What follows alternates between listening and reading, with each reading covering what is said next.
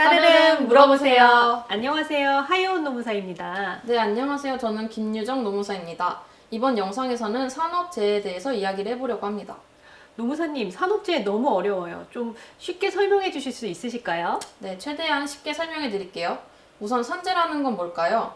저는 산재는 회사를 다녀서 아프게 된 거라고 말씀드리고 싶어요. 회사를 다니지 않았으면 아프거나 다치지 않았을 건데 회사를 다녀서 아프게 된 거죠. 그렇겠네요. 여러 가지 원인이 있겠지만 회사라는 통로를 거쳤기 때문에 다친 걸 산재라고 봐야 되겠네요. 네, 맞습니다. 산업재해 종류를 살펴보면 크게 업무상 사고, 업무상 질병, 출퇴근 재해 이렇게 세 가지로 구분이 돼요. 업무상 사고는 일을 하다가 넘어지거나 부러지거나 외부적으로 다친 거라고 생각하시면 쉬우실 것 같고, 업무상 질병은 일을 하다가 질병, 즉 몸에 병이 생긴 거죠. 마지막으로 출퇴근 재해는 출퇴근재해 최근 추가된 산업재해잖아요. 네, 맞습니다. 말 그대로 출근하고 퇴근하다 사고가 난 경우 산업재해로 인정하도록 법이 바뀌었죠? 사실 굉장히 상식적인 내용인데 인정되는데 시간이 오래 걸렸어요. 앞으로 살펴보겠지만 업무상 사고나 출퇴근 재해는 상대적으로 신청이 간단한 편이에요. 그런데 업무상 질병의 경우는 질병판정위원회라는 과정도 거쳐야 하고 재해를 당한 노동자가 입증하기 어려운 부분이 많아서 막막한 경우가 덜어 있죠. 그래서 이제부터는 세 종류의 산재가 인정받기 위한 기준을 살펴보도록 하겠습니다. 업무상 사고부터 알려주세요. 업무상 사고로 인정되기 위한 기준이 어떤 것이 있나요? 네, 업무상 사고가 되려면 업무 수행성과 업무 기인성이 인정돼야 돼요. 업무 수행성이란 말 그대로 일을 하다가 사고가 발생한 경우나 업무 수행 전후 휴게 시간에 발생한 사고도 포함됩니다. 업무 기인성이란 업무가 사고와 밀접한 관련이 있어야 된다는 것을 의미해요. 예를 들자면 택배 상하차 업무를 하다가 발을 헛디뎌서 넘어지는 경우 업무를 수행하다가 업무와 관련돼서 사고를 입은 경우니까 업무 수행성과 업무 기인성이 모두 인정되죠. 업무를 딱 일을 하다가 다친 경우라고 한정해서 생각하지 마시고 업무 수행하는 전반적인 과정이라고 보시면 쉬우실 것 같아요. 아니, 그러면 회식해서 다친 건요? 회식도 일 아닙니까? 네, 맞습니다. 판례도 사용자의 지배관리를 받고 있는 상태에 있는 회식 과정에서 노동자가 주량을 초과해서 음주한 것이 원인이 돼 발생한 재해도 산재라고 인정을 하고 있어요. 마찬가지로 사업장 밖에서 일어난 사고라고 하더라도 사용자의 지배관리를 받고 있는 상황이라고 본다면 산업재해가 인정됩니다. 그렇군요. 그래도 다치지 않는 것이 제일 좋을 것 같아요. 네, 그럼요. 물론 다치지 않는 게 최선이지만 다쳤다면 일단 병원을 가시고 일하다고 다쳤다고 꼭 말을 하세요. 상처가 크건 적건 산재 신청을 하기 위한 가장 중요한 첫걸음입니다.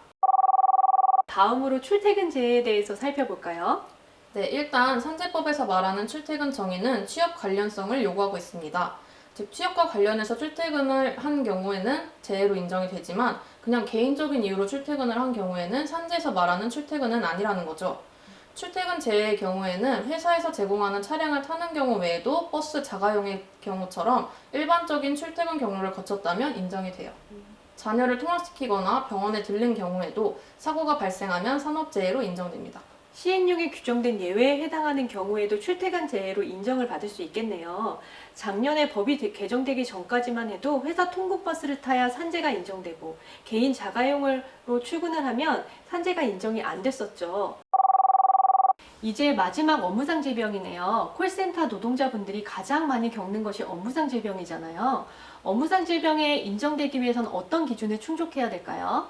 네, 업무상 질병도 업무상 사고랑 마찬가지로 업무 기인성, 즉 인과관계가 있어야 돼요. 하이원 노무사님 생각하시기에 콜센터 노동자분들이 가장 많이 겪을 업무상 질병이 무엇일까요? 아무래도 콜센터 노동자분들은 전화 상담을 하시니까 난청이 있을 수 있을 것 같고요. 오래 앉아 있으니까 디스크, 그리고 업무량이 과다하다 보니까 과로, 업무상 스트레스, 방광염이 걸릴 수 있을 것 같아요. 네, 말씀해주신 사례들이 콜센터 노동자분들이 정말 많이 걸리는 산재 유형이에요. 고객의 폭언으로 인한 업무 정신 스트레스로 추가 질병이 발생하는 경우도 있고 직장 내 괴롭힘으로 인한 질병이 발생하기도 하죠. 질병은 사고처럼 눈에 확 띄지 않기 때문에 엄청 은밀하게 발생할 수 있을 것 같아요. 네, 그렇죠. 정신질환 사례를 한번 살펴볼게요.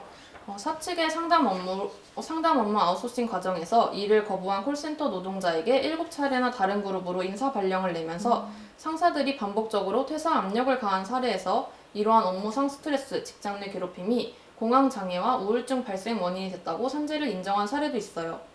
또 다른 예로는 10년 동안 일한 콜센터 노동자라 하더라도 업무량 과다로 인한 부담, 고객의 민원으로 인한 스트레스로 오히려 업무에 익숙해지는 것이 아니라 긴장도가 커져서 호흡 곤란이나 손발 마비 같은 업무상 질병이 발생했다고 인정한 사례도 있습니다.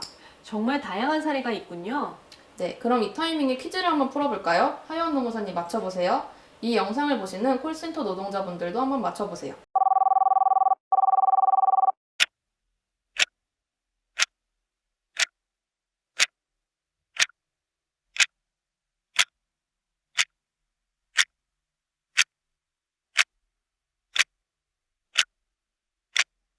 생각해 보셨나요? 네, 답은 순서대로 OOX입니다. 하연 노무사님 이유 설명 부탁드립니다. 네, 1번 문제는 자택에서 점심 식사를 했다는 점에서 살짝 헷갈리실 수 있으실 것 같아요. 아까도 봤듯이 업무 전후 휴게 시간에 발생한 것까지도 업무 수행성이 인정됩니다. 그리고 사업장에 복귀하려던 중 재해를 당한 경우니까 업무 기인성도 인정될 거예요. 그래서 정답은 O입니다. 이번 문제는 콜센터 업무 중이라는 것이 핵심일 것 같아요. 콜센터 업무를 함으로써 인해서 정신적 스트레스를 받게 되었고 그 결과 적응장애가 발생한 거니까 당연히 산재가 인정되겠죠? 그리고 3번 문제는 개인 취미 활동에 여기까지만 봐도 살짝 의심스럽죠. 아무리 회사를 출근한다 해도 난 사고라 하더라도 취업 관련성이 없으면 산재로 인정되기가 상당히 어려울 것 같아요. 그래서 답은 X입니다. 네, 여기까지 산재의 종류에 대해서 살펴봤습니다.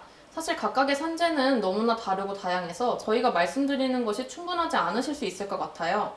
그래서 다음 영상에서 산재 발생 시 대응 방법과 함께 도움을 받을 수 있는 기관들도 함께 소개해 드릴 테니까 꼭 이어서 시청 부탁드립니다.